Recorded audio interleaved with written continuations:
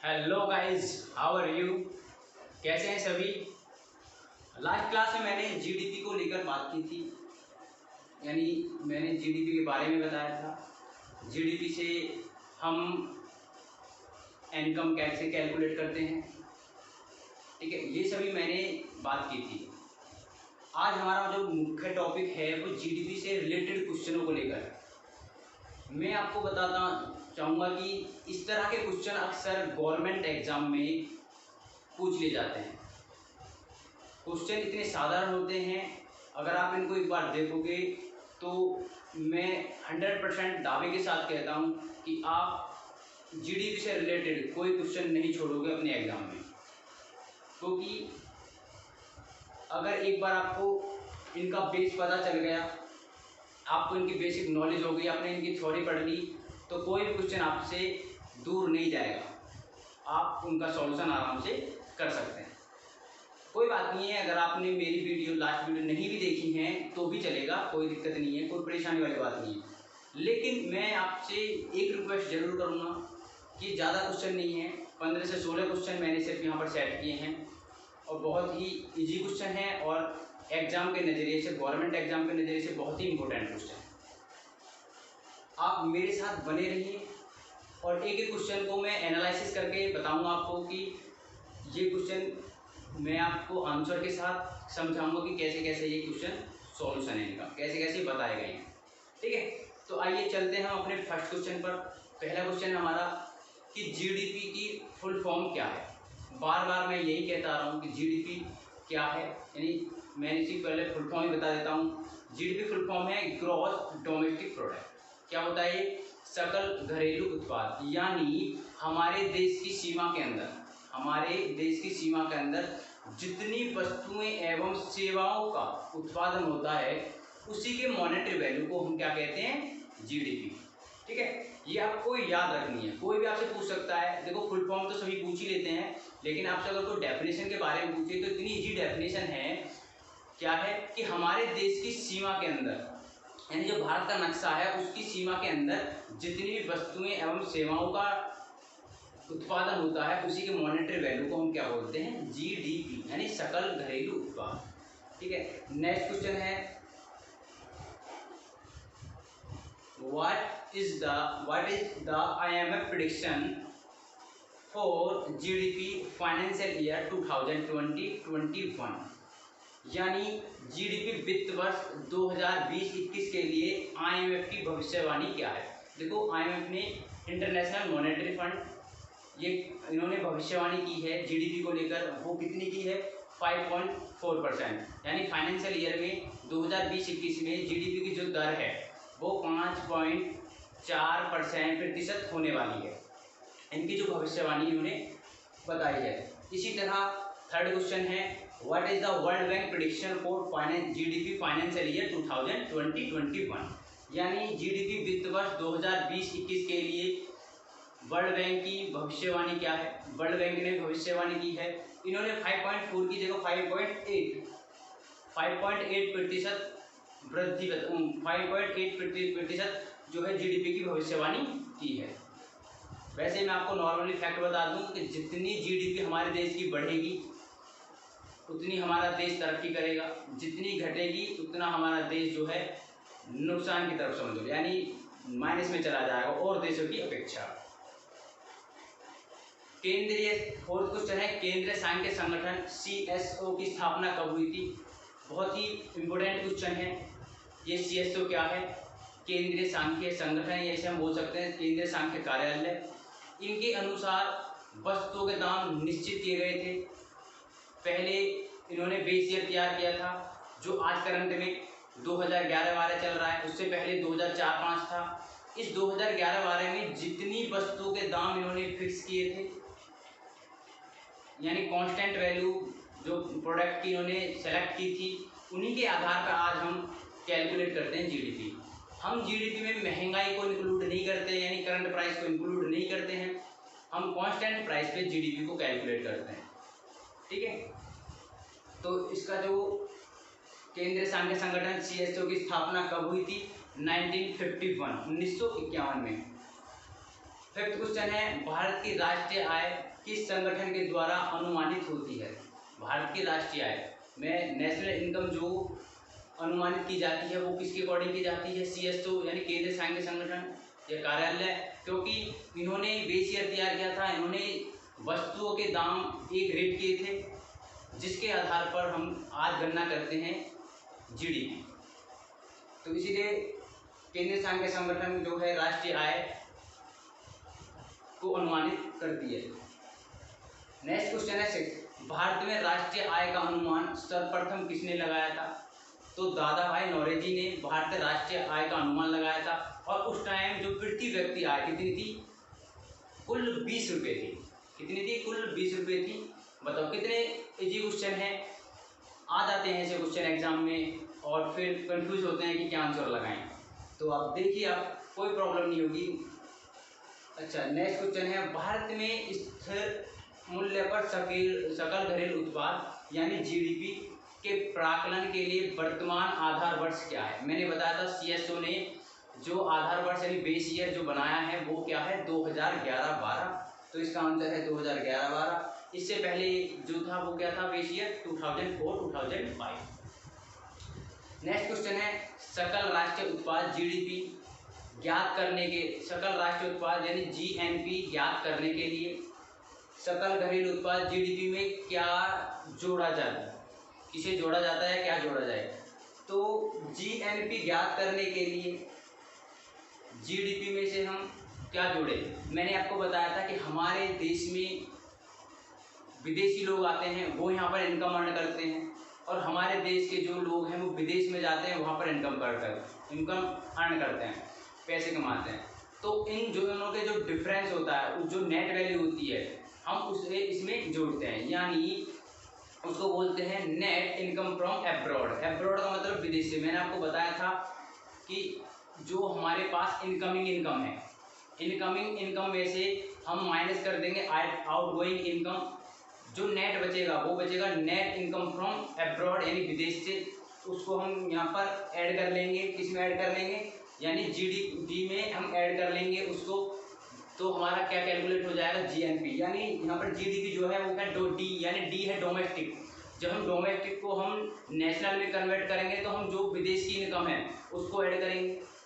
वैसे अभी तक तो यही देखा गया है कि जो हमारे देश के लोग हैं जो विदेशों में इनकम करते हैं, वो हमारे जो विदेश से जो लोग आते हैं जो यहाँ पर इनकम करते हैं, उसकी अपेक्षा हमारे देश की इनकम जो है विदेशों में ज़्यादा होती है।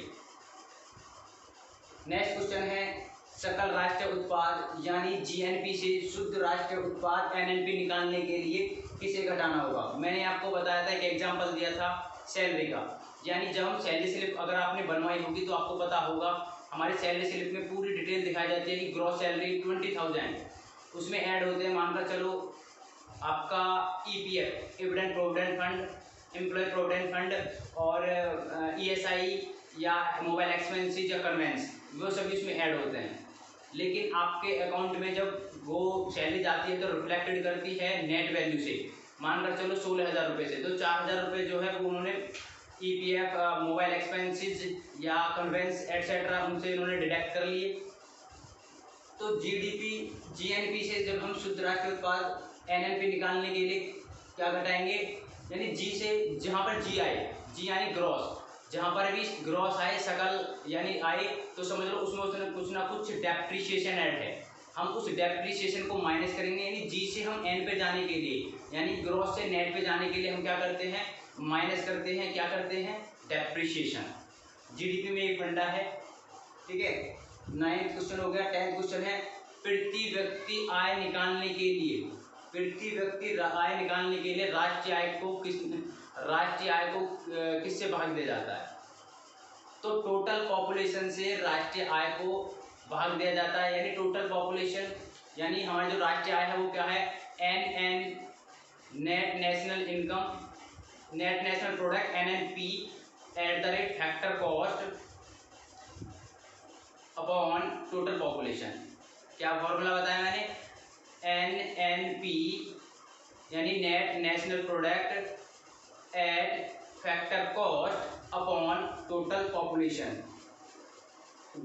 देखो पर कैपिटल इनकम क्या निकालते हैं? पर कैपिटल इनकम यानी प्रति व्यक्ति आय, PCI यानी national income upon total population. Total national income क्या होती है? NNP net national product at factor cost upon total population यानी जितनी भी जनसंख्या है।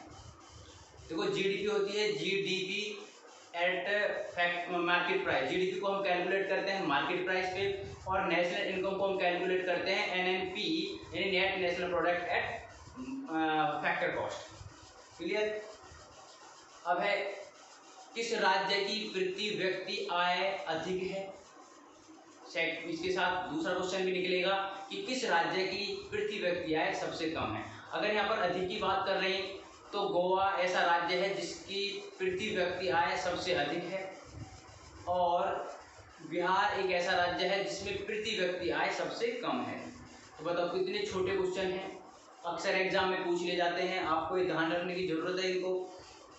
मैं आपको बताऊं GDP कैलकुलेशन फॉर्मूला। GDP को हम कैलकुलेट करने के लिए हम कौन सा फॉर्मूला यूज करते हैं?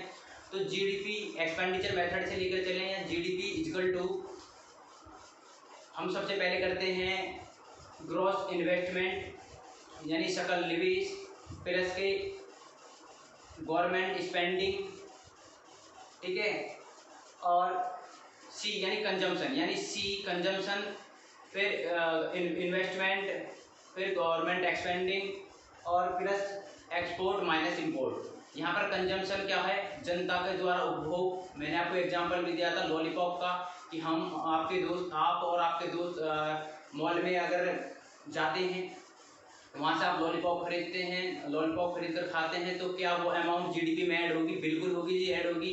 लेकिन अगर आप अपनी सेकंड हैंड बाइक को बेच रहे हैं तो वो GDP में ऐड नहीं होगी। लेकिन अगर सेकंड हैंड बाइक आप किसी ऑटो डीलर से खरीद रहे हैं, तो मानकर चलो आप ऑटो डीलर से खरीद रहे हैं, तो ऑटो डीलर को यदि 1000 रुपये का फायदा होता है, उसने कहीं से 15,000 खरीदी और आपको 16,000 में दे रहा है, तो जो उसकी जो सेवा है 1000 रुपीज़ की, वो उसमें ऐड होगी। मैंने आपको GDP के 3 घटक भी बताए थे, प्राथमिक क्षेत्र, द्वितीयक क्षेत्र और तृतीयक क्षेत्र। प्राथमिक क्षेत्र में मैंने कृषि को लेकर बात की थी कि कृषि से संबंधित आंकड़े प्राथमिक क्षेत्र में आएंगे, और द्वितीयक क्षेत्र में उद्योग से संबंधित आंकड़े आएंगे, और थर्ड में जो है सेवा से संबंधित आंकड़े आएंगे, तो सेवा में उसको ऐड कर लिया जाएगा 1000 रुपीज़ को। और ग्रॉस इन्वेस्टमेंट यानी जो बैंक में निवेश करना या शेयर मार्केट में पैसे लगाना। गवर्नमेंट स्पेंडिंग मैंने आपको बताया था, जो सरकारी हमारे खर्चे होते हैं गवर्नमेंट के, जैसे सरकार को सरकारी कर्मचारियों को वेतन देना, या सैन्य जो हमारी सेना होती हैं उनके लिए औजार खरीदना, ठीक है। फिर मैंने एक्सपोर्ट बताया था, एक्सपोर्ट सबसे बेस्ट होता है कि जो हम निर्यात करते हैं वो हमारे लिए सबसे बेस्ट होता है। मतलब किसी भी इंसान को बेचना अच्छा होता है जिससे हमें इनकम होती है, प्रोडक्ट बेचना अच्छा होता है, ठीक है। और इम्पोर्ट करना अच्छा नहीं होता है, यानी आयात करना अच्छा नहीं होता, निर्यात करना अच्छा होता है, सबसे बेस्ट होता है। यानी हमारा माल अगर विदेश में जाएगा तो समझ लो हमारे देश की GDP निरंतर बढ़ेगी। 13 क्वेश्चन है GDP कितने प्रकार की होती है। ये 14 क्वेश्चन पे बिल्कुल ध्यान देना है। 12 क्वेश्चन पे आपको GDP का, क्योंकि फॉर्मूला अगर आपको पता है तो आप कोई भी क्वेश्चन का सॉल्यूशन आप आसानी से कर सकते हैं। 13 क्वेश्चन है GDP कितने प्रकार की होती है। मैंने आपको बताया था कि GDP 2 प्रकार की होती है, यानी real GDP, nominal GDP। Real GDP इस पर हम कांस्टेंट प्राइस पे जो वैल्यू होती है उस पर हम इसका GDP कैलकुलेट करते हैं, और नॉमिनल GDP में जो है महंगाई इंक्लूड होती है, यानी करंट में किसी भी प्रोडक्ट का जो अमाउंट चल रहा होता है उसके अकॉर्डिंग हम क्या करेंगे, GDP को कैलकुलेट करेंगे। तो ये हो गया GDP 2 प्रकार की होगी। भारत में 14 क्वेश्चन है, भारत में GDP की गणना कब की जाती है। तो प्रत्येक तिमाही GDP की गणना की जाती है। मानकर चलिए जैसे 1 अप्रैल से 30 जून फर्स्ट हो गया, सेकंड है 1 जुलाई से 30 सितंबर, थर्ड हो गया 1 अक्टूबर से 31 दिसंबर, और फोर्थ हो गया 1 जनवरी से 31 दिसंबर। हम ऐसा क्यों करते हैं, भारत में ऐसी गणना क्यों की जाती है, क्योंकि प्रत्येक 3 महीने में ऐसे आंकड़े एकत्रित कर ले जाते हैं कि जिससे पता चल जाता है कि GDP हमारी बढ़ रही है, घट रही है। अगर कोई ऐसी संभावना लग रही है कि GDP किन्हीं महीनों में कम हो रही है, तो गवर्नमेंट जो होती है वो नई नई योजना लेकर आती है। यानी नई नई योजना तभी आती है जब GDP पर किसी तरह का असर आता है, यानी GDP कम होती है। और नेक्स्ट 15 क्वेश्चन है फुल फॉर्म ऑफ NIFA। मैंने बात की थी कि जो हमारे यहाँ के लोग हैं वो विदेश में इनकम करते हैं, यानी इनकमिंग इनकम, और हम माइनस करते हैं आउटगोइंग इनकम, जो विदेशी हमारे देश में आकर कमाते हैं उसको बोलते हैं आउटगोइंग इनकम। उन दोनों को जो हम माइनस करते हैं नेट, मतलब इनकमिंग इनकम में से अगर हम माइनस करेंगे आउटगोइंग इनकम, तो जो बैलेंस बचेगा वो बचेगा नेट इनकम फ्रॉम एब्रॉड, यानी शुद्ध आय कहाँ से, विदेश से। जो शुद्ध आय जो हमें विदेश से प्राप्त हुई है हम उसको क्या करेंगे, ऐड करेंगे। मैंने आपको बताया था, तो फुल फॉर्म ऑफ NI पे क्या है ये आपको ध्यान में रखना है, net income from abroad. Abroad का मतलब यहाँ पर है विदेश से।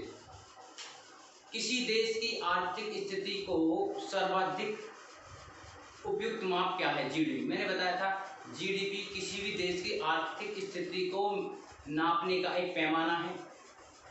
तो ये हमारे 16 क्वेश्चन है, बहुत ही इजी क्वेश्चन और इम्पोर्टेंट क्वेश्चन रहे हैं।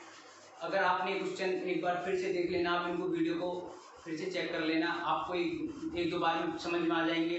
किसी भी गवर्नमेंट एग्जाम में अगर इस तरह के क्वेश्चन पूछे जाएंगे तो आप आसानी से उनको सॉल्व कर सकते हैं।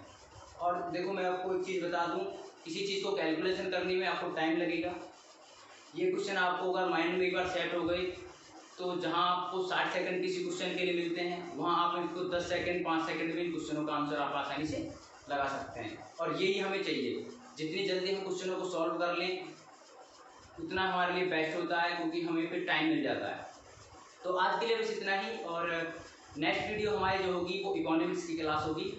मैंने स्टैटिस्टिक्स की क्लास में पढ़ाई थी, जीडीपी के बारे में बताया है, और नेक्स्ट क्लास है इकोनॉमिक्स क्या होती है। अर्थशास्त्र, आप सभी अर्थशास्त्र के बारे में जानते हैं, ये मैं दावे के साथ कहता हूँ। जिस टाइम मैं अपना एग्जाम्पल लेकर आपके सामने आऊँगा आपको समझ में आ जाएगा कि इकोनॉमिक्स क्या होती है। आप खुद कहेंगे कि हमको तो ये सब चीज़ बारे में पता था, लेकिन हम किसी को बोल नहीं पाते हैं, क्योंकि हम में और इकोनॉमिस्ट में सिर्फ यही अंतर होता है, हम चीज़ों को जानते हैं लेकिन लिख नहीं पाते हैं। इकोनॉमिस्ट क्या होते हैं, वो चीज़ों को लिख लेते हैं और समझते नहीं। हम में और उनमें सिर्फ इतना ही अंतर है। तो आज के लिए बस इतना ही। प्लीज़ मेरे चैनल को लाइक कीजिए, सब्सक्राइब कीजिए, बार बार बुलवाने का मौका ना दीजिए। और आज के लिए बस इतना ही। थैंक यू, बाय बाय, नमस्ते।